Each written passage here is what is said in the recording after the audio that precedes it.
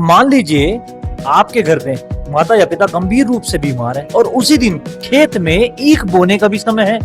अब बताइए आप सबसे पहले क्या करेंगे। नमस्कार साथियों, मैं हूं अक्षय चौधरी और आप देखना शुरू कर चुके हैं अक्षय जंक्शन। बीती 5 जुलाई 2026 को राष्ट्रीय जाट आरक्षण संघर्ष समिति के राष्ट्रीय अध्यक्ष श्री यशपाल मलिक जी बागपत आए हुए थे। अब इस दौरान उन्होंने जाट समाज को एक बहुत ही सरल लेकिन गहरी बात उदाहरण के माध्यम से समझाई। उन्होंने कहा, मान लीजिए आपके घर में माता या पिता गंभीर रूप से बीमार हैं और उसी दिन आपके खेत में ईख बोने का भी समय है। अब बताइए आप सबसे पहले क्या करेंगे। जवाब बिल्कुल स्पष्ट था। सबसे पहले अपने माता पिता को डॉक्टर के पास लेकर जाएंगे, क्योंकि उस समय सबसे बड़ी प्राथमिकता उनकी जान और स्वास्थ्य है। मलिक साहब ने कहा, बस यही बात जाट समाज को भी समझानी होगी।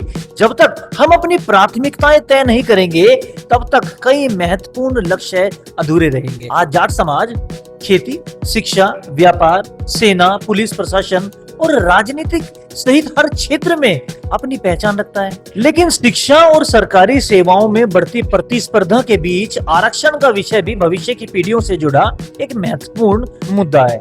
उनका मानना है कि इस विषय पर समाज को संवैधानिक और लोकतांत्रिक तरीके से अपनी बात रखते रहना चाहिए, क्योंकि यह चर्चा पूरी तरीके से लोकतांत्रिक प्रक्रिया का हिस्सा है। यशपाल मलिक जी का मूल संदेश केवल आरक्षण तक सीमित नहीं था।